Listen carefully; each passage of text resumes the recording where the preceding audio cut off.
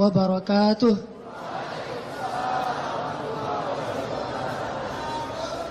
Alhamdulillahirabbil alamin. Alhamdulillahilladzi anzala as-sakinata fi qulubil mu'minin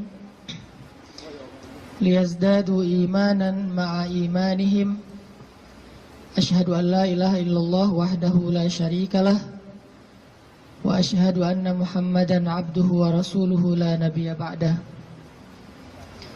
Allahumma salli wa sallim wa barik ala sayyidina Muhammad wa ala alihi wa sahbihi wa man tabi'ahu ila yaumil qiyamah. Radina billahi rabba wa bi Muhammadin nabiyya wa bil islami dina. Rabbi syrah li sadri wa yassir li amri wahlul 'uqdatam min lisani yafqahu qawli. Sehat teman-teman semuanya?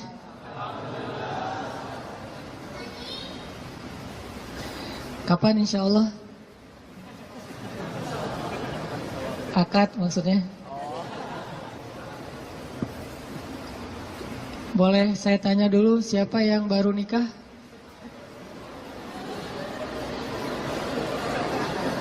Siapa yang baru mau nikah? Baru mau.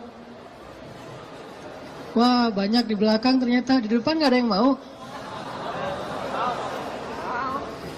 Siapa yang udah lama pengen nikah?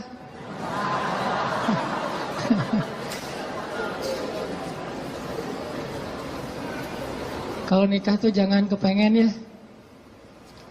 Langsung datang aja, ditolak, datang lagi, ditolak, datang lagi. Kayak Julaibib, pantang menyerah. Kita hari ini bahas apa? Jangan salah fokus. Fokusnya tuh kalau di kamera yang otomatis itu adalah wajah ya. Jadi kan ada tuh kalau kita foto langsung nyari wajah. Kalau orangnya geser, fokusnya geser. Jadi dia nggak pernah gagal. Gak mungkin dia fokus ke wajah, tiba-tiba ngambil sepatu gitu. Sepatunya pink misalnya. Gak mungkin kan? Artinya hari ini kita bahas tentang fokus dalam mencari cinta. Fokus dalam mencari cinta. Salah fokus dalam mencari cinta itu mungkin maksudnya adalah kalau kita mencari cinta itu mungkin buat mencari kesenangan dunia saja. Coba kita belajar mencari cinta itu untuk ngedapatin akhirat. Menurut saya itu lebih true love. Lebih endless love. Kenapa? Karena cinta yang paling endless itu adalah cinta yang dibawa sampai ke akhirat. Jadi cinta di dunia dan di akhirat. Tapi sebelum kita menemukan cinta-cinta apapun dalam hidup kita, coba kita belajar ngedapetin cinta Allah Subhanahu wa ta'ala. Karena Allah lah yang pemilik segala cinta. Kalau Allah udah cinta kepada hambanya, maka Allah Subhanahu wa ta'ala akan menitipkan rasa cinta di dalam hati semua hambanya untuk orang yang dia cintai. Kalau Allah cinta sama kita, Allah akan titipkan rasa cinta kepada semua makhluk agar mencintai kita. Tapi kalau Allah nggak cinta kepada seseorang, Allah cabut rasa cinta dari semua makhluk, sehingga nggak ada yang mencintai kita kecuali karena hawa nafsu. Jadi kalau kita pengen ngedapetin cinta sejati, cintailah dulu dan raih pula cinta pemilik hati, yaitu Allah Subhanahu wa ta'ala. Jadi hari ini kita akan coba bahas tentang jangan salah fokus dalam mencari cinta. Oke, saya akan angkat kisah cinta Nabi Musa alaihissalam.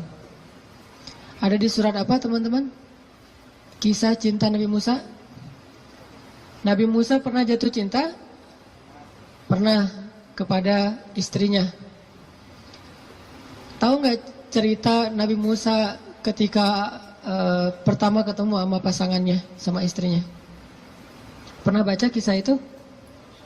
Coba buka surat Al-Qasas, surat 28. Itu kisah cinta Nabi Musa alaihissalam. Surat Al-Qasas, surat Al-Qasas, surat 28 ayat 22. Coba buka aplikasi Al-Qurannya. Surat Al-Qasas, surat 28 ayat 22. Saya akan baca dari ayat 22 sampai ayat 28.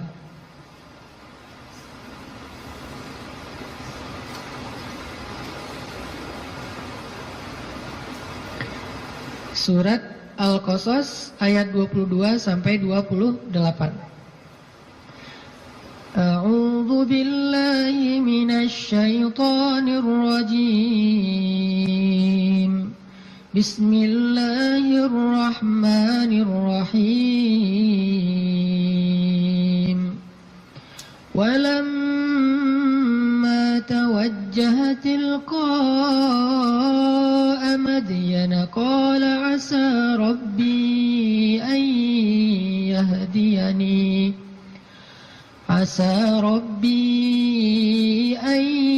yahdiyani sawa'as sabil. Walamma warada ma'a Madyana wajada 'alayhi ummatan minan nasi yasqun. ووجد من دونهم امرأتين تذودان قال ما خطبكما قالتا لا نسقي حتى يصدر الرعاء وأبونا شيخ كبير فسقى لهما ثم تولى إلى الظل فقال رب إني لما أنزلت إلي من خير فقير. فجاءته إحداهما تمشي على استحياء قالت إن أبي يدعوك ليجزيك أجر ما سقيت لنا. فلما جاءه وقص عليه القصص قال لا تخف نجوت من القوم الظالمين. قالت إحداهما يا أبت استأجره إن خير من استأجرت القوي الأمين. قال إني أريد أن أنكحك إحدى ابنتي هاتين على أن تأجرني 8 حجج فإن أتممت 10 فمن عندك وما أريد أن أشق عليك ستجدني إن شاء الله من الصالحين. قال ذلك بيني وبينك أيما الأجلين قضيت فلا عدوان علي والله على ما نقول وكيل. Dan ketika Musa menghadap ke arah negeri Madian. Ia berdoa, semoga Tuhanku membimbingku ke jalan yang benar. Lalu saat ia sampai di sebuah sumber air di negeri Madian itu, ia menjumpai di sana sekumpulan orang yang sedang memberi minum kepada ternaknya. Dan ia melihat di belakang orang banyak itu dua perempuan yang sedang menambat ternak mereka. Musa bertanya, apa yang kalian butuhkan? Kedua perempuan itu menjawab, kami tidak dapat memberi minuman ternak kami sebelum penggembala-penggembala itu memulangkan ternak mereka, sedangkan ayah kami adalah orang tua yang sudah lanjut usianya. Lalu Musa menolong mereka dengan memberi minuman ternak itu. Kemudian dia kembali ke tempat teduh lalu berdoa, ya Tuhanku, sesungguhnya aku sangat membutuhkan suatu kebaikan yang turun darimu kepadaku. Tidak lama kemudian datanglah kepada Musa salah seorang dari dua perempuan tadi, berjalan dalam keadaan malu-malu. Ia berkata, sesungguhnya ayahku memanggil engkau agar ia memberikan hadiah terhadap kebaikanmu dengan memberi minuman ternak kami tadi. Maka tatkala Musa bertemu dengan ayah perempuan itu dan menceritakan kepadanya cerita tentang dirinya, laki-laki itu berkata, janganlah kamu khawatir, kamu telah selamat dari orang-orang yang zalim itu atau Fir'aun. Lalu salah seorang dari kedua perempuan itu berkata, wahai ayahku, ambillah ia sebagai pekerja kepada kita.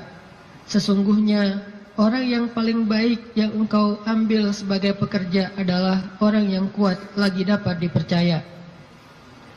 Berkatalah laki-laki itu, sesungguhnya aku ingin menikahkan kamu dengan salah seorang dari putriku, dengan dasar bahwa kamu bekerja kepadaku selama 8 tahun. Dan jika kamu cukupkan 10 tahun, maka itu adalah satu kebaikan darimu. Maka aku tidak hendak memberati kamu, dan kamu insya Allah akan mendapatiku termasuk orang-orang yang baik.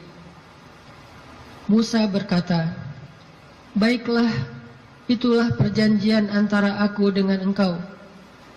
Yang mana saja dari kedua waktu yang ditentukan itu aku sempurnakan, maka tidak ada tuntutan tambahan atas diriku lagi, dan Allah adalah saksi atas apa yang kita ucapkan.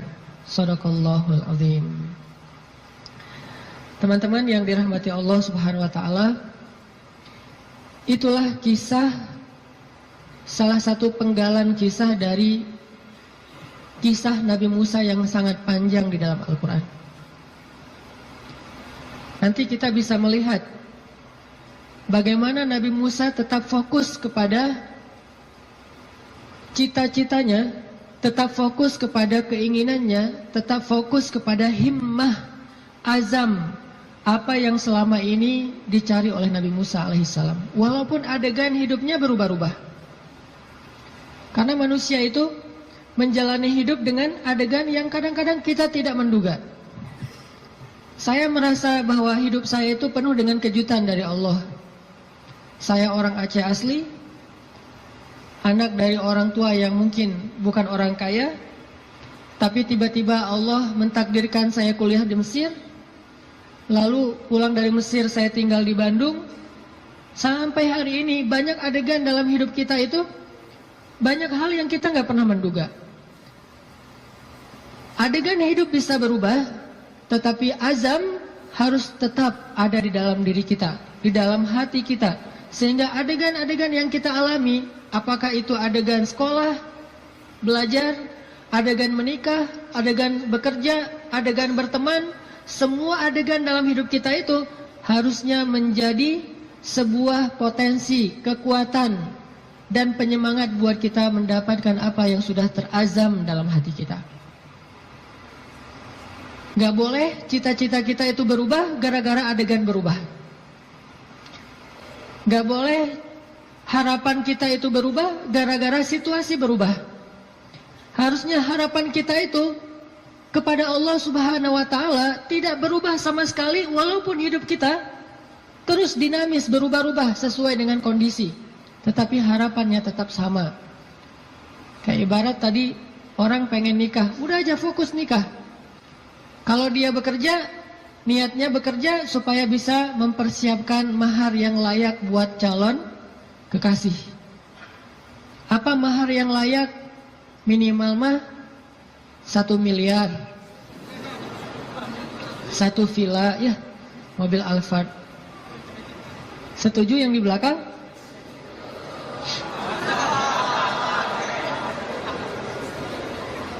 Kalau nggak sampai segitu pun minimal 1 motor, rumah kontrakan, sama pendapatan yang cukup untuk kita berdua. Yang saya sebut dengan cukup, kadang-kadang cukup itu lebih baik daripada lebih loh.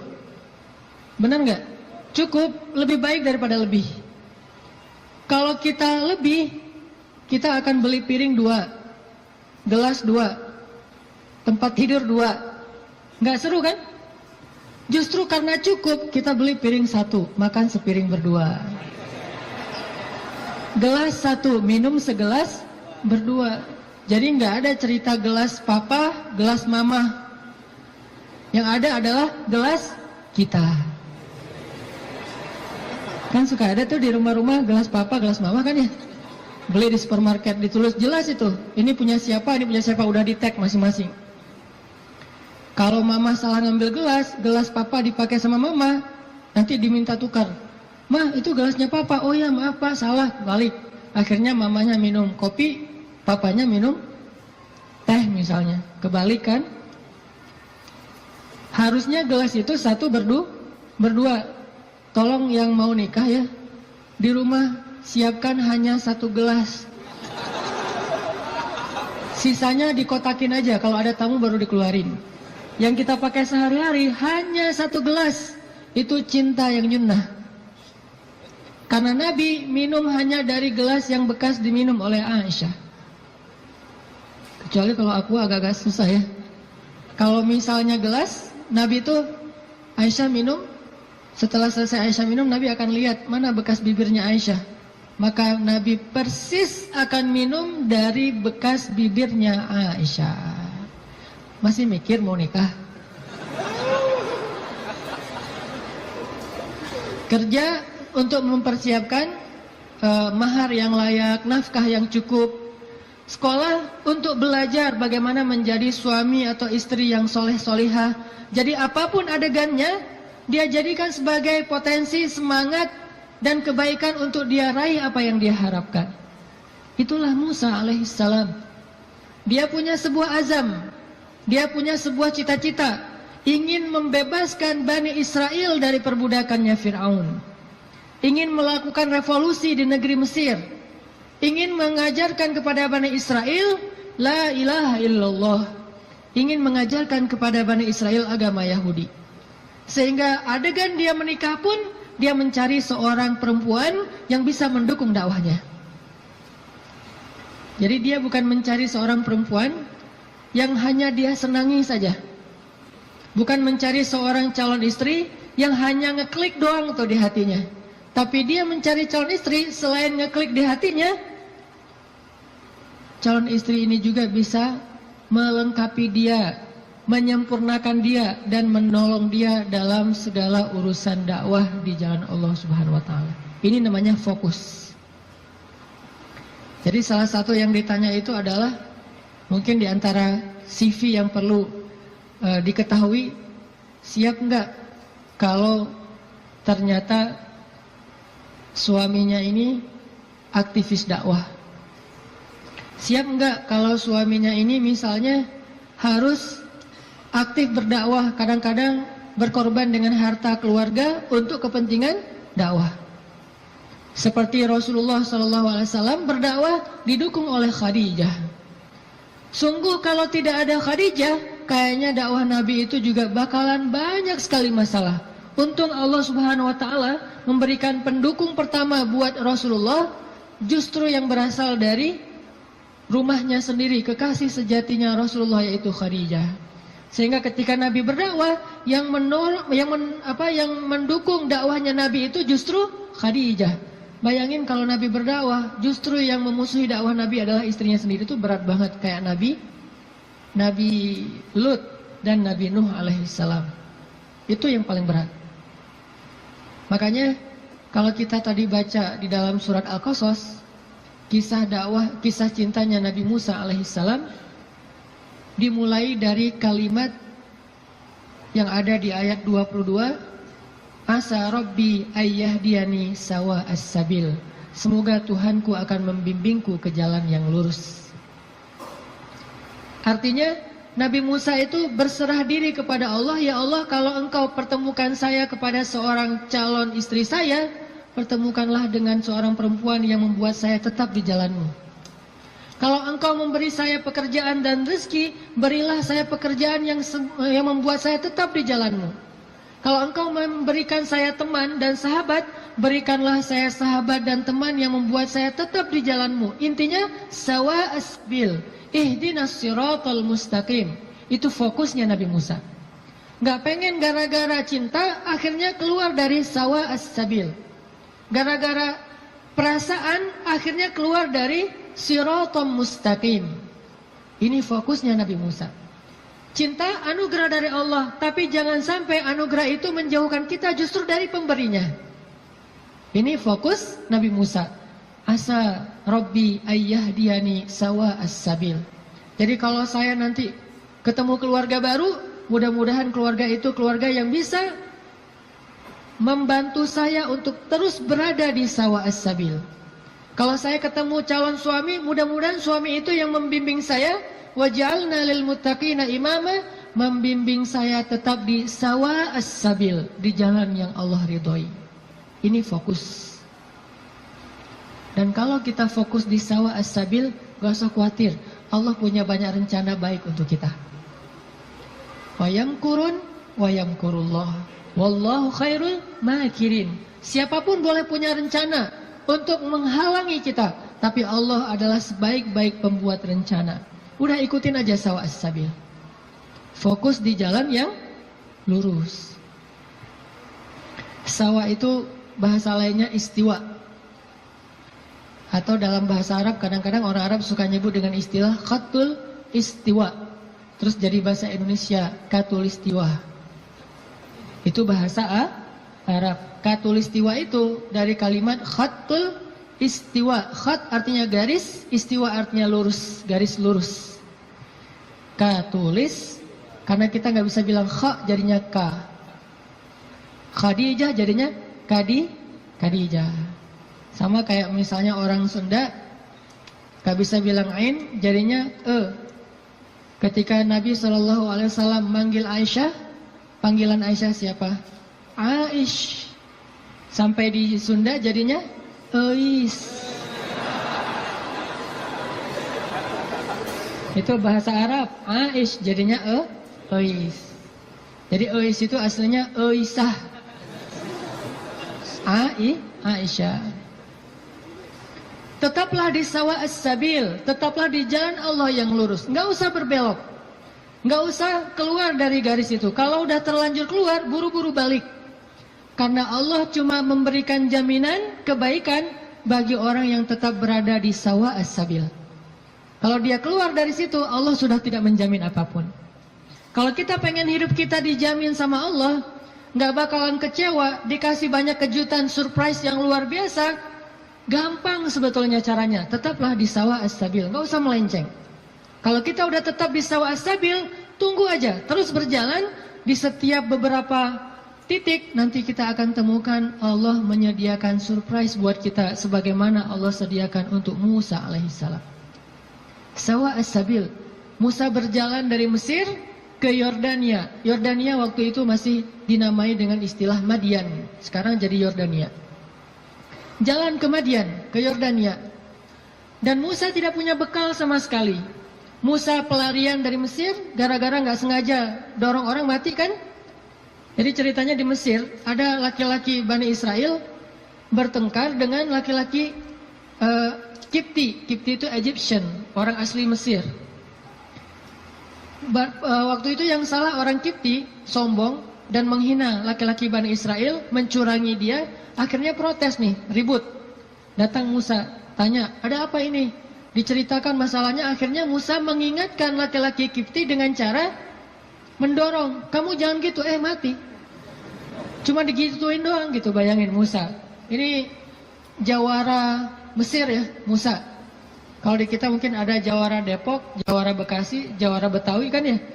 Ternyata jawaranya para nabi itu salah satunya Musa, itu jawara nabi banget loh. Terkenal lah Musa secara fisiknya paling gagah, six pack. Pokoknya fisik Musa itu paling ideal aja. Sampai Bani Israel cemburu sama fisik Musa. Saking cemburunya Bani Israel kepada fisik Musa, akhirnya mereka ngejelek-jelekin Musa. Tahu nggak kenapa Musa selalu pakai bajunya tertutup? Nggak pernah pakai misalnya baju yang ketat atau cuma pakai celana doang biar nunjukin badannya bagus. Tahu nggak kenapa? Kenapa kata Bani Israel? Karena dia itu punya penyakit kulit. Difitnah Nabi Musa oleh Bani Israel. Saking Nabi Musa tertutup. Akhirnya Allah membebaskan Nabi Musa dari fitnah itu. Suatu saat Nabi Musa lagi mandi di sebuah oasis. Dia naruh bajunya di atas batu. Dia hanya mandi pakai celana. Dan itu bukan aurat bagi laki-laki. Karena badannya bukan aurat, perut bukan aurat. Dia mandi nih.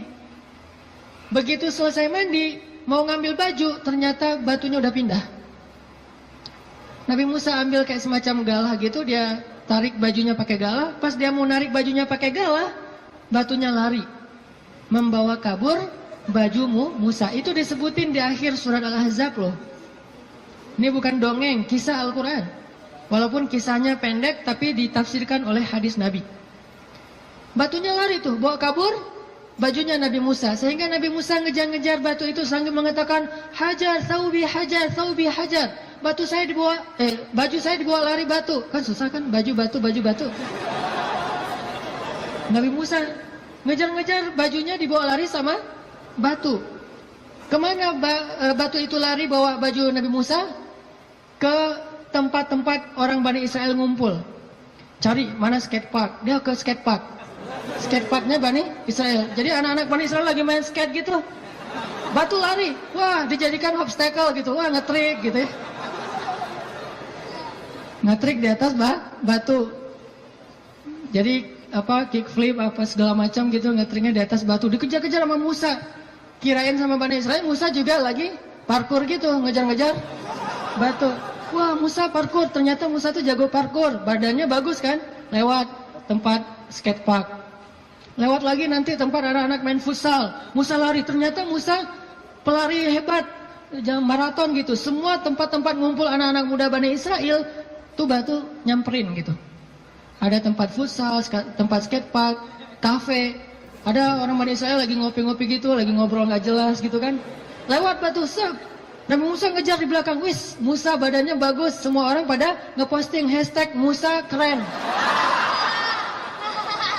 Viral aja. Jadi viral bahwa Musa itu ternyata badannya keren banget.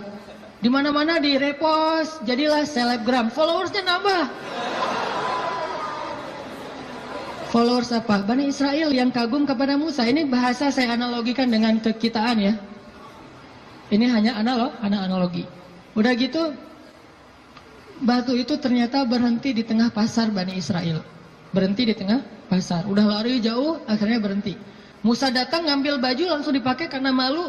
Walaupun bukan aurat, Musa itu menjaga diri. Gak mau mentang-mentang badannya bagus tunjukin ke cewek-cewek. Nanti cewek, selfie. Musa itu seorang nabi, terjaga. Dia nggak mau kayak gitu. Kita belum juga six pack, baru two pack lah ya. Udah pamer, posting srek, langsung posting. Udah gitu edit dikit biar jadi three pack.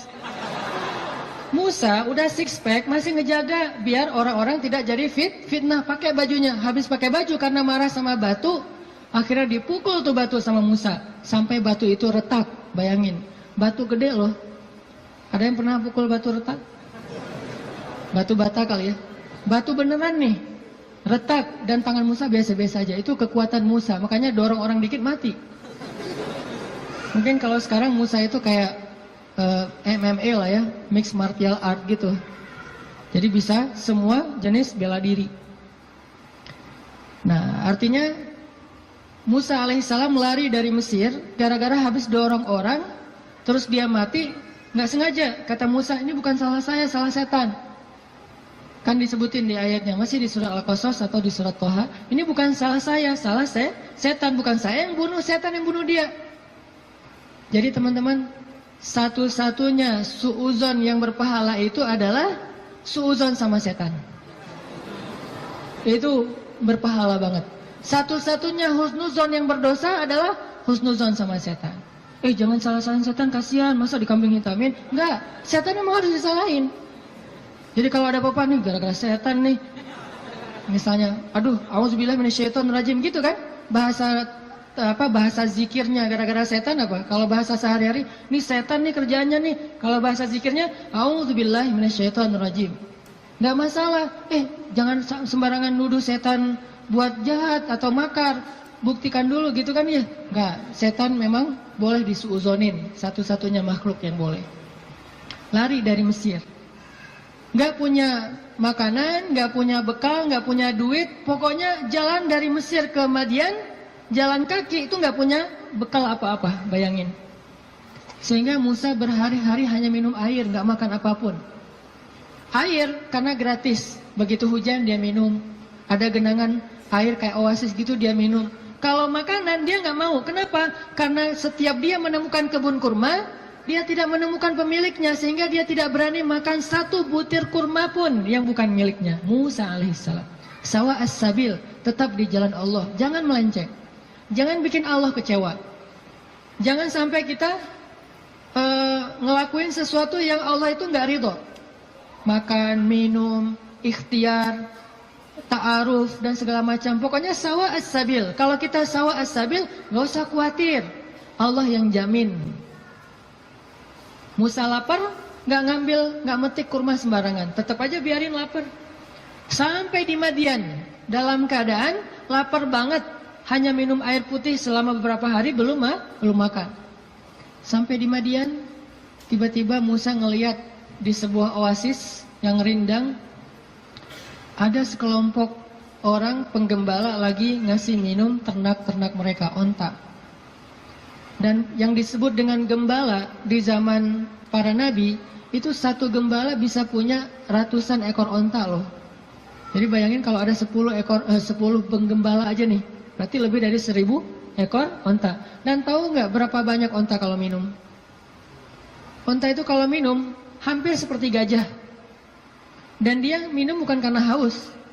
Dia minum itu karena menabung air. Dia nampung air di punuknya. Sehingga kalau dia melakukan perjalanan panjang, dia nggak perlu minum dalam waktu seminggu pun nggak masalah. Karena dia akan mengambil air dari punuknya yang disimpan. Jadi ada penyimpanan air di belakangnya, kayak tangki air gitu. Kayak toren. Musa punya, onta itu punya toren yang disebut dengan punuk onta. Jadi kalau dia minum, bukan hanya karena haus. Aduh, haus banget minum. Udah, selesai pergi. Enggak, haus banget minum. Udah gitu, kok masih minum? Nampung dulu di toren. Ditaruh di toren. Bayangin satu ekor onta punya satu toren. Ada 1000. Berapa lama nunggu ngantrinya tuh? Nah, waktu itu Musa ngelihat di antrian paling belakang ada 2 cewek. Ceweknya solehah. Malu-malu di belakang. Megang onta. Onta mereka gak terlalu banyak. Mungkin sekitar 10 atau 15 gitu pegang. Tapi paling belakang nungguin. Sambil berdiri.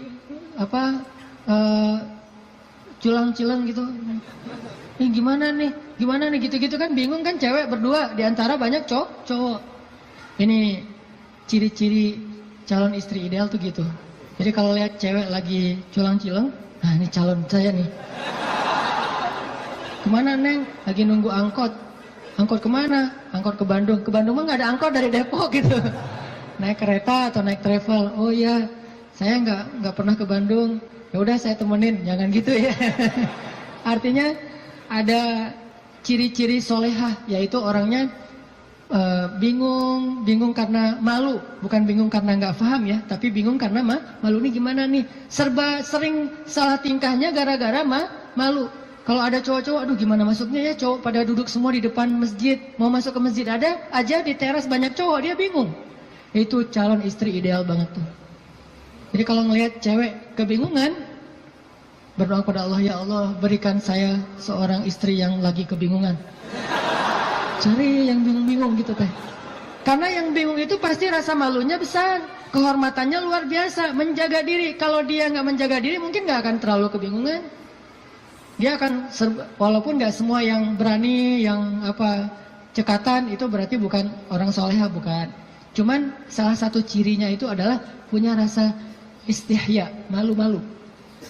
Jadi kalau ngomong Assalamualaikum, Waalaikumsalam, ngomongnya membelakangi gitu ya, itu salah satu ciri-cirinya. Pas ngeposting di Instagram, kita stalking gitu, kita kepoin Instagramnya, ternyata fotonya semuanya foto bunga-bunga, nggak ada foto orangnya. Ada kaktus, ada apa gitu, foto-foto bunga. Kalau ada foto orangnya pun foto KTP. Hitam putih pula, segini.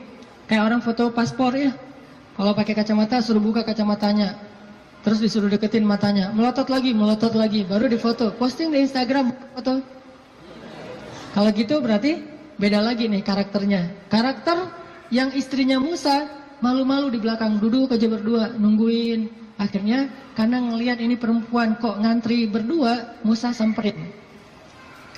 Datang Musa nanya, "Ma khatbukuma?" Segitu doang pertanyaannya, jadi jangan panjang-panjang. Jangan nanya nomor handphone, jangan nanya akun Instagramnya apa, jangan basa-basi segala macam, jangan tiba-tiba pura-pura salah nomor telepon yang nyasar. Nanya aja, "Ma khatbukuma?" Ada apa? Kenapa kayak gini? Kenapa di belakang? Kenapa? Bahasa sederhananya adalah kenapa kalian berdiri saja di sini? Ma khatbukuma? Apa masalah kalian?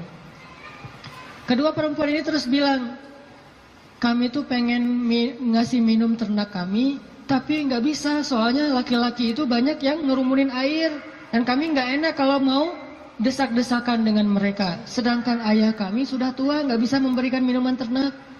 Musa melihat perempuan ini butuh pertolongan, akhirnya Musa ngambil ternaknya. Nggak banyak ngomong. Emang ternaknya namanya siapa? Salah tanya lagi kan ya. Basa-basinya lebay, salah. Udah aja ambil ternaknya, kemudian dibawa oleh Musa, diberi minum. Bayangin Musa yang dalam keadaan capek banget, lapar, perjalanan jauh, masih sanggup memberi minum ternak. Dan dulu cara ngasih minum ternak, itu ngambil timba, timbanya tuh kayak ember, kalau di kita ember, kalau orang Arab nyebutnya timba. Dalwun itu ember besar, diambil nggak pakai tali, turun ke dalam sumur, sumurnya besar gitu, ngambil air, naik lagi ke atas, ngasih minum kepada onta, turun lagi ke bawah, naik lagi ke atas. Bayangin tuh, lumayan kan? Buat latihan otot.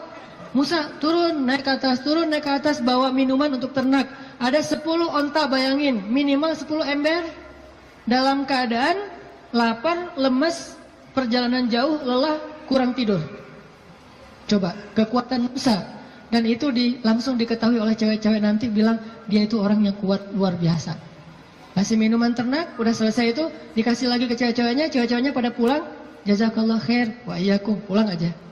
Musa, setelah mereka pulang, nggak pura-pura apa gitu, aduh, di sini warung Padang di mana ya, nggak nanya-nanya gitu. Nggak minta kepada perempuan itu balasan apapun, di sini warung Padang di mana, di sini KFC di mana atau apa gitu. Dia cuma menyerahkan onta perempuan itu, kemudian dia kembali ke tempat yang teduh. Sampai di tempat yang teduh, dia berdoa lagi kepada Allah. Apa kata Musa? Kata Musa, Rabbi, inni lima anzalta ilayya min khairin fakir. Ya Allah, saya fakir. Fakir itu butuh banget. Ya Allah, saya butuh banget rezeki darimu. Saya lapar. Ngomong ke Allah Subhanahu wa ta'ala. Saya lapar ya Allah, saya butuh kebaikan darimu. Karena saya sangat kekurangan sekarang, fakir sekali. Dalam keadaan lagi lelah kayak gitu, Musa kalau ada masalah apa-apa, Robbi, coba bayangin, ayat 22, Robbi, ayat 24, Robbi, ayat-ayat sebelumnya dan sesudahnya juga, Robbi, ada masalah dikit, Robbi, minta kepada Allah. Ketemu seseorang yang mungkin kayaknya ngeklik banget dan soleha nih, atau soleh, jangan ngomong ke dia dulu, ngomong ke pemilik hatinya dulu, Robbi, yang itu tuh, Nanti Allah tiba-tiba ngeklik hatinya, udah jalan, balik lagi ke belakang. Ada apa Kang? Enggak manggil. Kayak tadi ada yang manggil perasaan. Ternyata yang manggil bukan suara, tapi hati, perasaannya yang manggil. Oh, ya, kita kan nggak mau malu-maluin cewek ya. Jadi yang ngomong kayak gitu tuh kita, oh iya saya tadi manggil, mau nanya, ini kalau mau misalnya masjid yang terdekat di mana ya? Tanya masjid kita biar soalnya gitu ya. Masjid terdekat di mana? Oh, masjid ya. Saya pengen sholat jamaah. Saya nggak bisa sih kalau nggak sholat jamaah, orangnya gimana gitu. Mulai kan ya sholat jamaah. Oh ya ada di situ di dekat balai kota. Oh iya ya di situ juga banyak warung kok. Enggak, saya mah hari ini puasa. Padahal hari Jumat gitu ya. Hari Jumat puasa. Jadi soleh banget lah ya intinya. Musa balik kepada tempat teduh, berdoa kepada Allah. Jadi kalau ada masalah lapar doa, kesasar doa, bingung doa, apapun ilahi, Robbi, itu sawa as-sabil. Kalau kita mau makan satu buah korma di sebuah kebun, mintanya kepada pemilik kebun. Pak, boleh saya minta satu butir korma? Minta kepada dia. Tapi kalau kita lapar, minta kepada Allah. Allah itu pemilik alam semesta. Bukan cuma satu kebun kurma, tetapi langit dan bumi milik Allah. Minta kepada pemiliknya. Robbi. Baru setelah itu ikhtiar kepada makhluk. Awalnya ikhtiar ke langit, baru kemudian ikhtiar di bumi. Jadi teman-teman, pesan moral pertama adalah kalau kita pengen ditolong oleh Allah, kalau kita pengen Allah kasih banyak kejutan, kalau kita pengen hidup kita itu penuh dengan kebaikan, pesan moral pertamanya adalah sawa as-sabil. Jangan keluar dari jalan Allah Subhanahu wa taala. Jalan Allah itu artinya syariat. Syariat itu dalam bahasa Arab artinya jalan hidup, the way of life, yaitu Islam. Jangan keluar dari jalan Allah. Tetap aja di situ. Pasti Allah kasih. Kalau pengen pas kita berjalan tiba-tiba ada kejutan dari langit, sawa as-sabil, tetap di situ. Jangan kecewain Allah. Jangan sampai Allah Subhanahu wa taala ngelihat kita ngeposting sesuatu yang Allah nggak suka. Bayangin kalau Allah udah unfollow, semua akan unfollow. Tiba-tiba akun kita jadi kosong, nggak ada followers. Apa arti Allah unfollow? Bara'atum minallah. Awal surat At-Taubah. Allah berlepas tangan. Berlepas tangan bahasa sosmednya unfollow. Lebih parah lagi kalau Allah sudah ngeblok. Khatamallahu ala qulubihim. Udah unfollow, diblok pula. Jadi kita japri nggak masuk, contrengnya cuma satu, udah diblok. Kita telepon, dialihkan ke nomor yang lain. Kita DM nggak masuk juga, artinya kita diblok. Request nggak di respon. Artinya jangan sampai Allah ngelihat postingan kita yang keluar dari apa yang Allah izinkan, sehingga akhirnya Allah nanti unfollow kita, ngeblok kita, menjauh dari kita, berpaling dari kita. Siapa lagi yang bisa menolong kita setelah Allah? Ini pesan moral pertama tuh, tetap sawa as-sabil. Apapun masalah kita, dalam pekerjaan, gimana pun sulit, jangan sampai kita melanggar. Jangan sampai kita pakai jalan pintas. Jodoh juga gitu, gimana pun sulit, jangan pakai jalan pintas. Rezeki, jodoh, sekolah, belajar, keluarga, teman, apapun, sakit, sawa as-sabil. Nanti Allah akan nyediain buat kita hal-hal yang kejutan. Pesan moral kedua, selama kita sawa as-sabil, terus minta sama Allah. Karena berdoa itu walaupun belum dikabulkan, tetap dia ibadah. Doa itu ibadah, teman-teman. Jadi kalau ada orang yang bilang, jangan banyak-banyak doa, malu sama Allah, mending kita beramal aja. Berarti dia nggak paham. Kalau doa itu dalam Islam, sama seperti orang sholat sunnah 2 rakaat. Makin dia banyak berdoa, makin Allah sayang sama dia. Beda dengan manusia, kalau kita banyak minta, dia jadi kewalahan, jadi malas, tebal gitu. Minta aja nih orang. Kalau dengan manusia, kita banyak minta, dia menjauh. Kalau Allah kita banyak minta, Allah mendekat. Allah senang kepada hamba yang meminta. Masalah sepele, garam kata Nabi. Mintalah kepada Allah walaupun cuma garam. Jadi lagi masak, gak ada garam. Ya Allah, garam. Minta sama Allah. Udah gitu baru beli di warung. Minta dulu. Kenapa minta kok beli di warung? Karena bisa jadi kalau kita hanya membeli garam di warung lalu kita masak, kita tidak dapat pahala doa. Sedangkan kalau kita berdoa dulu baru beli garam, kita dapat garam plus pahala doa dan Allah kasih keberkahan di dalam garam itu. Siapa tahu pas lagi datang ke warung beli garam, yang nungguin warung si Neng. Bukan emaknya ya. Mau beli garam, oh kenapa masak kurang garam ya? Tadi minta sama Allah, ya udah gratis aja deh gitu. Bisa. Atau bisa juga, udah besok-besok gak usah masak sendiri, biar saya masakin. Kode keras ya. Tapi nggak mungkin juga kayak gitu. Artinya teman-teman, minta sama Allah. Ada masalah dikit, ya Allah. Coba, ini benar-benar jadi kayak habit kita ya. Ya Allah itu jadi habit. Ya Allah, ya Allah. Dikit-dikit, ya Allah. Dikit-dikit, ya Allah. Dan Allah tuh senang banget digituin. Nggak repot sama sekali. Walaupun Allah itu sibuk, tapi Allah nggak repot. Kulla yawmin huwa fi sya'n, fabi'ayyi ala'i rabbikuma tukadziban. Setiap hari Allah itu sibuk. Arti sibuk, sibuk memberikan apa yang diminta oleh hamba-hambanya. Sibuk mengurus hambanya. Emang Allah senang kok ngurus kita. Jadi kalau kita minta ke Allah itu Allah kayak, ada apa hambaku senang gitu. Bayangin. Walaupun gak tepat, tapi Allah lebih senang. Walaupun analogi ini gak tepat, tapi kurang lebih bisa kita bayangin. Allah itu lebih senang kepada hambanya yang meminta kepadanya daripada seorang pelayan di sebuah restoran, di sebuah kafe, yang ketika kita minta sesuatu dia tersenyum, dia ada apa Pak, langsung nyatet, langsung dikirim ordernya. Allah lebih senang dari itu. Dan salah satu di antara Nabi yang paling suka berdoa kepada Allah itu siapa teman-teman? Nabi Ibrahim. Allah menyebutkan Ibrahim itu, Inna Ibrahim la'awwahun halim. Awwahun. Awwah itu bukan awah ya. Awah itu beda ya. Kalau awah justru enggak. Kalau awah mau. Awwahun artinya da'a, suka berdoa. Ibrahim itu ada masalah dikit, ya Rabbi, doa. Makanya Allah banyak ngasih kejutan buat Ibrahim. Dengan istri pertamanya Sarah, dengan istri keduanya Hajar, dengan anak pertamanya Ismail, dengan anak keduanya Ishak, dengan cucunya Yakub, dengan cicitnya Yusuf. Banyak Allah kasih kejutan buat Ibrahim. Kenapa? Karena Ibrahim sawa as-sabil dan da'a, selalu berada di jalan Allah dan selalu minta sama Allah.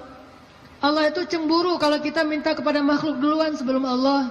Cemburu kalau kita nyebut nama makhluk duluan sebelum Allah. Cemburu kalau kita berterima kasih kepada makhluk duluan sebelum bersyukur kepada Allah. Allah itu cemburu dan Allah layak untuk cemburu. Sehingga kalau kita minta ke Allah duluan, Allah senang banget. Ya Allah, saya lagi kayak gini, sebutin, baru ikhtiar. Jadi sehari-hari itu jadikan habit kita itu da'a, dikit-dikit Rabbi, Ilahi, Ya Allah, Ya Tuhanku, gitu. Sehingga Musa pas lagi perjalanan dari Mesir ke Madian, Rabbi, asa ayyahdiyani sawa as-sabil, beri saya jalan yang lurus. Pas sampai di Madian, Rabbi, ini bima anzaltani min khairin faqir. Ya Allah, saya butuh sekali rezeki, saya udah lapar, udah berhari-hari gak makan. Tiba-tiba datanglah kejutan yang ditunggu-tunggu Musa. Salah satu dari dua cewek tadi yang ngasih minuman ternak, datang lagi nih. Datangnya gimana? Disebut di ayat 25. Faja'athu ihdahuma tamshi 'ala istihya. Datanglah salah satu dari dua perempuan itu berjalan dalam keadaan malu-malu. Tadi itu. Sampai dalam Islam ada kode. Kalau cewek ditanya pendapatnya setuju apa enggak dilamar oleh seorang perempuan, maka jawaban iyanya seorang perempuan itu adalah diam. Sedangkan laki-laki kalau diam berarti enggak. Kalau perempuan kalau diam berarti ya. Kalau dia, oh berarti itu ya. Husnuzon aja. Jadi kalau nanya, Neng gimana mau sama saya? Dia belum sempat mikir, oh berarti mau ya. Kan diam tadi teh. Jadi diam seorang perempuan kata Nabi adalah ridho. Diamnya adalah ridho. Karena kalau dia tidak ridho, dia mungkin akan merespon dengan bahasa-bahasa yang baik. Atau bahasanya bukan diam, pasrah. Saya ikut aja gimana emak sama abah gitu. Ini berarti ridho. Bukan berarti dia, kamu kok gitu sih sama aku, kamu nggak sayang, nggak cinta dan segala macam gitu. Dia mah nggak akan ngomong kayak gitu. Dia diam atau dia bilang ya udah ikut aja, berarti dia ridho. Itu sifat perempuan yang sebenarnya. Pada dirinya itu ada malu. Dan malu, by the way teman-teman, pada diri perempuan adalah mahkota. Makin besar rasa malunya, makin tinggi nilainya. Makin besar rasa malunya, makin besar mahkota yang dia pakai. Jadilah dia seorang putri. Makin besar, jadilah dia seorang ratu. Mahkotanya perempuan yang solihah adalah istihya, punya sifat malu-malu, nggak pakai in. Malu-malu aja, malu-malu, kemana-mana malu, malu-malu. Itu mahkotanya perempuan. Walaupun bukan berarti ketika yang ada perempuan nggak malu dia berani gitu, nggak punya mahkota, bukan. Ini hanya salah satunya. Dan tetap itu kebaikan. Kalau dia nggak terlalu besar dominan dengan sifat malu, mungkin dia dominan dengan sifat yang lain. Tapi yang jelas sifat malu ini kebaikan. Kata Nabi, kalau tidak punya malu, maka seseorang akan lakukan apa yang dia suka. Berarti malu itu sebagian dari kehormatan. Malu itu sebagian dari harga diri. Sehingga kalau orang udah nggak punya sifat malu, maka dia kehilangan harga diri dan kehormatan, dia akan lakukan apapun yang dia suka. Jadi malu anugerah dari Allah untuk perempuan. Aisyah pemalu. Saking pemalunya Aisyah, kalau lagi malu wajahnya kemerah-merahan, pink. Pink dalam bahasa Arab humairo. Pink itu humairo. Aisyah itu kalau lagi malu pink wajahnya. Sehingga kalau Nabi melihat wajah Aisyah pink, humairo, Nabi senang melihat Aisyah, oh Aisyah lagi malu, Aisyah lagi senang, Aisyah lagi tersipu-sipu, sehingga wajahnya menjadi pink. Aisyah itu seorang perempuan yang sangat pemalu, sama dengan Maryam, sama dengan Khadijah, sama dengan Fatimah, perempuan yang sangat pemalu.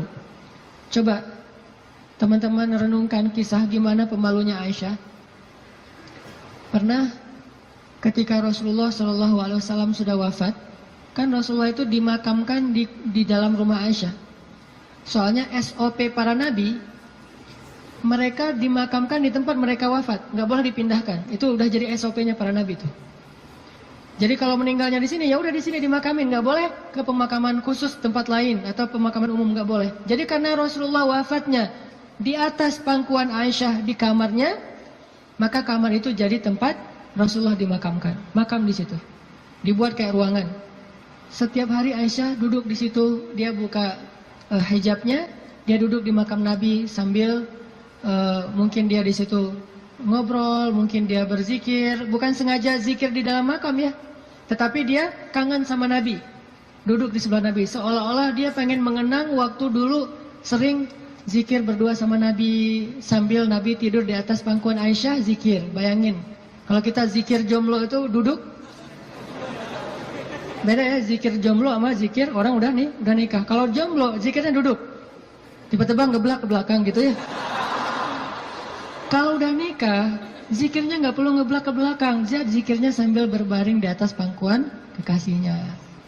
Atau kadang-kadang zikirnya sambil bersandar, jadi punggung dengan punggung, satu menghadap ke utara, satu menghadap ke selatan, sama-sama memberikan punggungnya jadi kayak kursi gitu, bersandar kepada kekasihnya, zikir. Nanti pas sudah beberapa menit lihat, wah kamu 1000, saya baru 200. Ngapain aja kamu kok 200? Ngaweleng gitu ya, mikirin kamu, jadi zikirnya 200. Berarti yang zikirnya 1000, kamu mikirin apa? Saya ingat Allah. Lah kamu kenapa 200? Saya ingat kamu.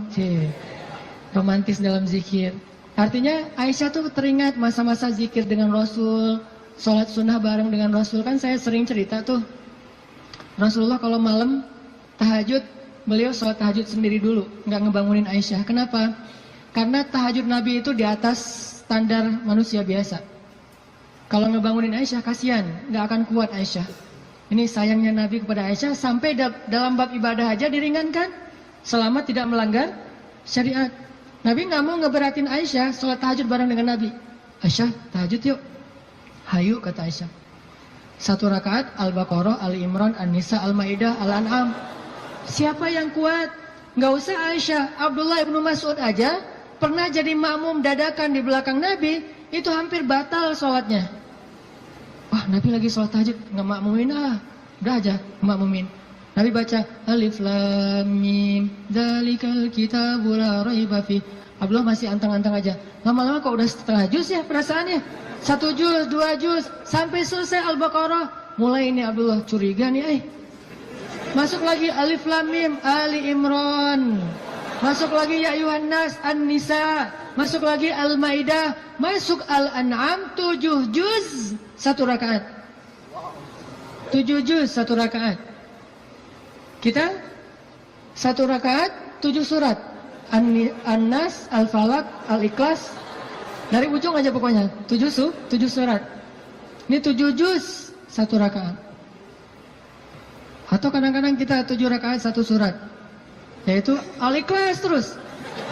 Asal sholat pasti Al-Ikhlas. Walaupun kalau dia membaca Al-Ikhlas itu karena cinta kepada surat itu, dia akan masuk surga dengan surah Al-Ikhlas. Masalahnya kita benar nggak sih cinta ke Al-Ikhlas? Kan kita suka pakai hadis sahabat itu ya. Ada sahabat kalau ngeimamin pasti bacanya Al-Ikhlas tuh kan. Sahabat aja bacanya Al-Ikhlas mulu. Sampai dilaporin ke Nabi, ya Rasulullah dia tuh kalau ngimamin kurang variatif, Kurang variatif gimana? Ayatnya monoton, Al-Ikhlas saja nggak ganti-ganti. Dipanggil sama Nabi, kenapa kamu bacanya kok Al-Ikhlas saja nggak yang lain? Ya Rasulullah, saya cinta dengan surat itu. Nah di surat itu disebutin sifat-sifat Allah. Nabi tersenyum mengatakan, kamu masuk surga karena apa yang kamu cintai. Pertanyaannya, kita gitu atau ada modus lain? Al-Ikhlas itu nggak perlu mikir dan cepat kan? Jadi bukan karena cinta banget dengan Al-Ikhlas. Ini harus jujur nih. Nabi sholat tahajud. Udah selesai tahajud, baru ngebangunin Aisyah pas witir. Jadi Aisyah itu diajak sholatnya pas witir. Aisyah, witir yuk. Kan Aisyah manja-manja gitu kan ya. Susah bangunnya, akhirnya dipercikin air di wajahnya sama Nabi. Kan saya sering bilang, percikan air ke wajah calon kita. Kalau belum ada latihan pakai guling dulu. Guling di latihan. Biar pas mercikinnya itu enak gitu. Kalau ini ada lebih rezeki sedikit, beli nano spray. Kan enak tuh malam-malam nano sprayan. Jadi masuk ke pori-pori langsung segar gitu. Nah, artinya Rasulullah memercikan air ke wajah Aisyah. Ayo Aisyah tahajud. Akhirnya witir bareng. Setelah selesai witir, kan Nabi itu kalau sholat tahajud itu ini ada tutorial tahajud ala Rasulullah ya. Kan tahajud bebas sebetulnya, tapi Rasulullah juga punya style sendiri tahajudnya. Sahabat-sahabat masing-masing punya style. Ada tahajud di atas atap. Siapa itu? Bilal. Bilal kalau tahajud pasti di atas atap rumah. Umar kalau tahajud pasti depan rumah. Bukan di dalam rumah, di depan. Dia keluar dari rumahnya, tahajud di depan rumah. Bacanya kenceng-kenceng. Bismillahirrahmanirrahim. Satu Madinah bangun gara-gara suara Umar. Kalau Abu Bakar tahajudnya di musolanya sendiri, khusyuk sendiri, nggak mau ketahuan orang. Ini gayanya beda-beda. Gue dengan gaya gue gitu ya. Umar di depan rumah, Bilal di atas atap, Abu Bakar sendiri di dalam mihrab. Rasulullah juga punya style. Style tahajud Nabi gimana? Beliau tidur, tahajud, witir, tidur, subuh. Jadi sebelum subuh beliau tidur dulu. Cuman tidur yang keduanya Nabi bersandar biasanya. Kalau nggak bersandar di tiang, di dinding, bersandar kepada Aisyah. Itu tahajud ala Rasulullah. Nggak mungkin kita ngikutin sunnah ini kalau belum banyak sunnah yang kita nggak bisa ngikutin kalau belum nikah teman-teman.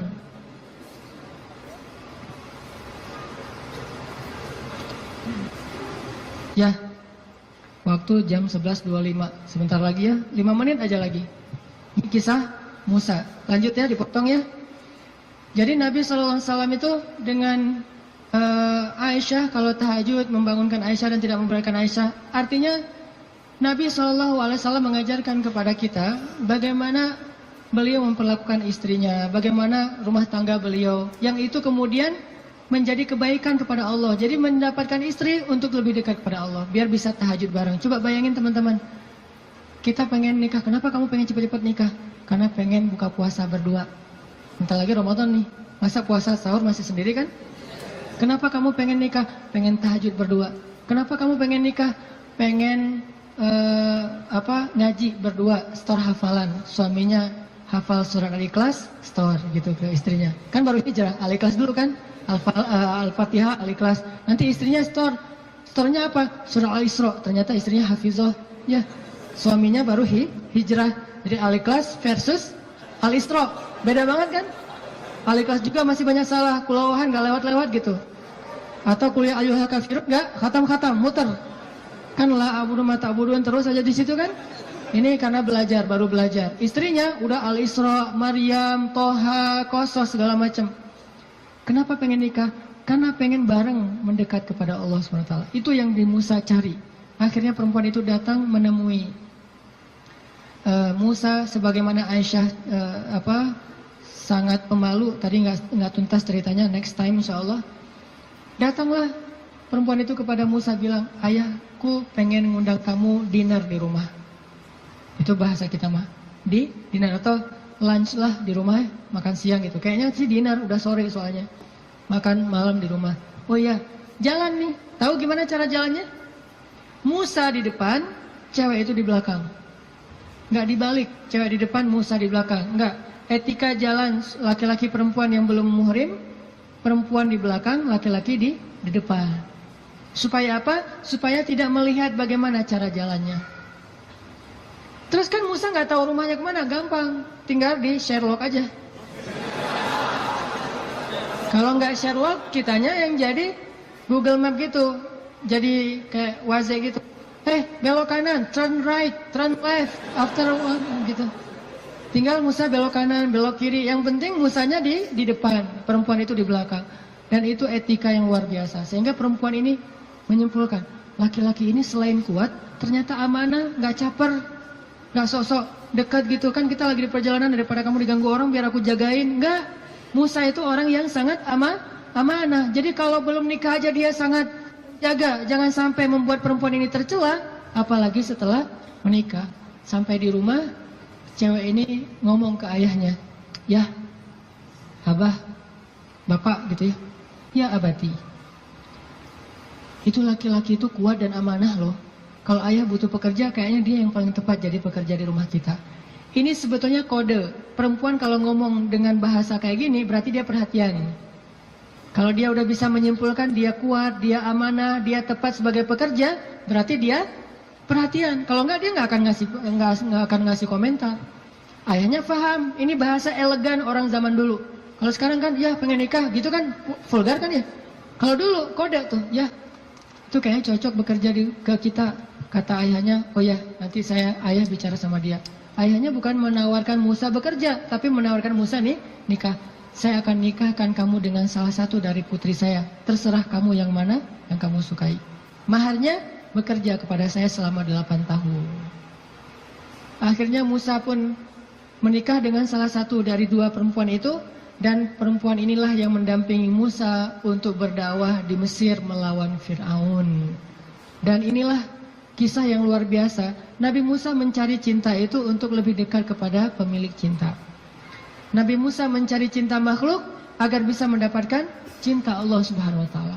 Bukan justru ketika ngedapetin cinta makhluk kehilangan cinta Allah. Ini namanya fokus. Teman-teman, pesan moral ketiga berarti adalah apa? Setelah sawa as-sabil, banyak berdoa. Yang ketiga adalah jadilah seseorang yang menyempurnakan hubungan kita dengan Allah dengan cara menikah. Itu maksud Nabi. Setengah dari agama itu adalah setelah kita menikah, kita sempurnakan. Gimana sempurna? Tadi tuh, tilawah sendiri jadi tilawah berdua. Buka puasa sendiri jadi buka puasa berdua. Tahajud sendiri jadi tahajud berdua. Bahkan ada ibadah yang kita bisa dapetin setelah menikah yang nggak mungkin didapetin kalau orang belum menikah. Ibadahnya simple. Ngapain?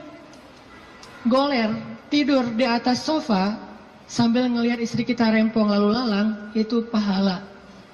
Jadi gini aja. Itu sholat sunnah loh. Kalau yang belum nikah hanya bisa mendapatkan pahala itu dengan cara berwudu, sholat sunnah 2 rakaat. Yang udah nikah nggak perlu berwudu, nggak perlu sholat sunnah pun tetap dapat pahala sholat sunnah. Dengan cara apa? Pandangan suami kepada istrinya yang penuh kasih sayang, bagi dia adalah pahala ibadah. Jadi cuma ngelihat doang ibadah, tersenyum ibadah, kecup di keningnya. Bayangin, Nabi itu habis berwudu mengecup Aisyah. Bisakah kita melakukan itu kalau belum menikah? Ngecup apa? Habis wudu, cium Aisyah ke masjid. Wudu, cium Aisyah. Ini salah satu dalil dari mazhab yang mengatakan sentuhan suami istri tidak membatalkan wudu. Walaupun nanti ada dalil yang mazhab yang lain, Allahu a'lam. Ini mazhab. Tapi Nabi beberapa kali habis berwudu kecup Aisyah ke masjid. Wudu kecup Aisyah. Jadi kalau udah Nabi wudu, Aisyah udah siap-siap tuh. Para istri, kalau suaminya lagi berwudu, maka siap-siaplah kalian, karena sebentar lagi dia akan ke masjid dan lupa mengecup gitu. Biasanya kalau habis wudu Nabi itu ngecup istrinya, dikecup di keningnya atau di pipinya ke masjid, kecup kening pipi ke masjid. Itu sunnah pahala yang tidak didapatkan kecuali dengan menikah. Setengah dari agama itu ada di dalam pernikahan, sisanya ada dalam status jomblo.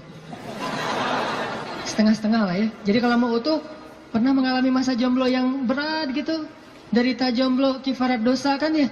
Setelah itu nanti mendapatkan setengahnya lagi setelah saya terima nikahnya Fulanah binti Fulan dan seterusnya. Itu teman-teman, maaf nggak tuntas cerita musanya. Insya Allah nanti dilanjutkan di kesempatan yang lain, bisa lewat streaming mungkin atau dalam kesempatan-kesempatan yang lainnya. Barakallah. Assalamualaikum warahmatullahi wabarakatuh. Ya teman-teman, kita tutup dengan doa bersama-sama. A'udzu billahi minasy syaithanir rajim. Bismillahirrahmanirrahim. Alhamdulillahi rabbil alamin. Hamdan yuwafi ni'amahu wa yukafi'u mazidah. Ya Rabbana lakal hamdu kama yanbaghi li jalali wajhikal karim wa 'azimi sultanik. Allahumma salli wa sallim wa barik ala sayyidina Muhammad wa ala alihi wa sahbihi ajma'in. Allahumma ighfir lana dhunubana. Allahumma ighfir lana dhunubana. Allahumma ighfir lana dhunubana wa liwalidayna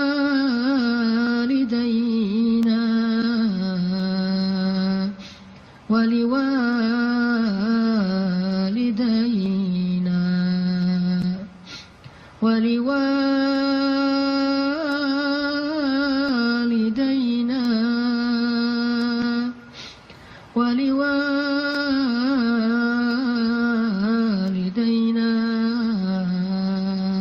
warhamhuma kama rabbayani saghira. Rabbana zalamna anfusana. Rabbana zalamna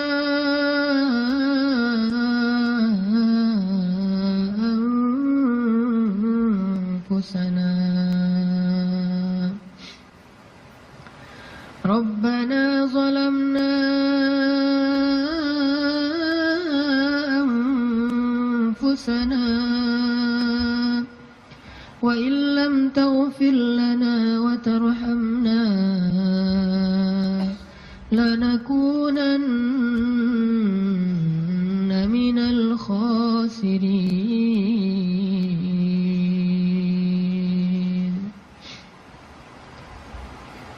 Duhai Allah, Tuhan kami,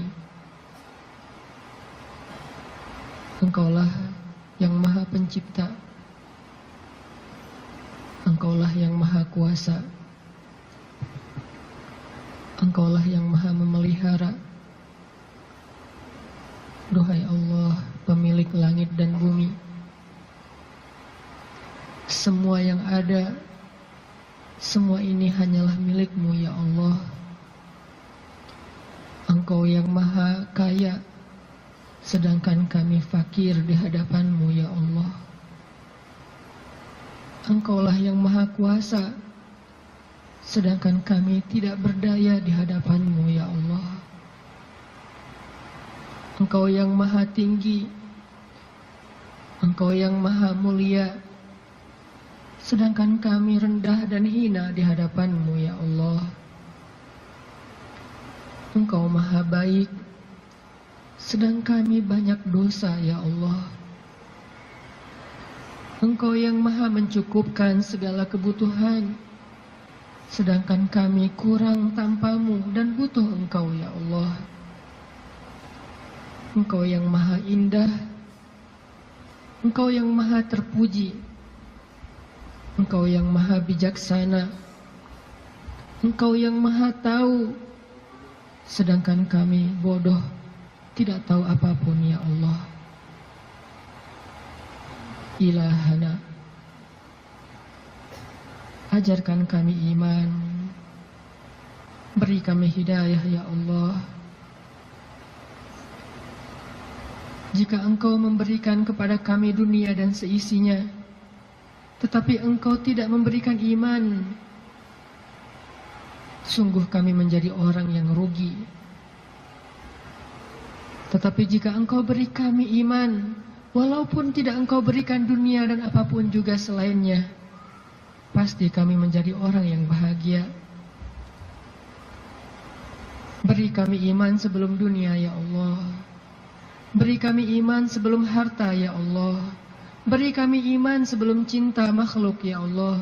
Beri kami iman sebelum keluarga ya Allah. Beri kami iman sebelum ilmu ya Allah. Beri kami iman sebelum segala sesuatu dalam urusan dunia ya Allah. Karena tanpa iman, dunia hanyalah menjadi jalan kehancuran bagi kami.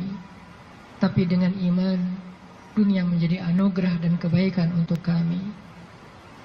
Ilahana, beri kami iman, beri kami hidayah, tetapkanlah iman di dalam hati kami sampai akhir hayat kami ya Allah. Ajarkan kami iman di dalam setiap majelis-majelis ilmu ya Allah. Ajarkan kami iman dalam setiap ruku dan sujud ibadah kami. Ajarkan kami iman dalam setiap ketentuan takdir-Mu ya Allah. Engkaulah yang maha bijaksana. Ilmu-Mu meliputi yang gaib dan yang syahadah. Engkau yang sebaik-baik mengajarkan sesuatu kepada hamba-Mu. Ajarkan kami iman ya Allah, yang tidak bisa diajarkan oleh siapapun setelah Engkau ya Allah. Ilahana, jadikanlah majelis kami ini majelis yang menambah iman di dalam hati kami, bukan hanya menambah wawasan di dalam pikiran kami. Yang setelah kami bubar dari majelis ini, kami kembali kepada tempat kami masing-masing. Kami membawa pulang hadiah iman. Iman bertambah setiap hari ya Allah. Ilahana, ampuni dosa kami ya Allah. Dosa-dosa di masa lalu kami ya Allah. Ampuni dosa kedua orang tua kami ya Allah. Ampuni dosa kami ya Allah. Kalau dulu kami sering meninggalkan sholat kepada-Mu ya Allah. Ampuni dosa kami ya Allah. Kalau dulu kami banyak berbuat maksiat, dosa besar kepada-Mu ya Allah. Ampuni dosa kami ya Allah. Kalau kami dulu durhaka kepada orang tua kami ya Allah. Ampuni dosa kami. Janganlah Engkau biarkan kami kembali kepada-Mu dengan membawa dosa-dosa besar ya Allah. Beri kami husnul khatimah, di mana ketika kami kembali kepada-Mu, kami datang dengan amal ibadah dan Engkau ridho kepada kami. Ampuni dosa kedua orang tua kami ya Allah. Sayangi ayah bunda kami ya Allah. Sayangi mereka seperti sayangnya mereka kepada kami, bahkan lebih dari itu ya Allah. Jika keduanya telah wafat, lapangkan kuburnya ya Allah. Jadikanlah kubur mereka taman-taman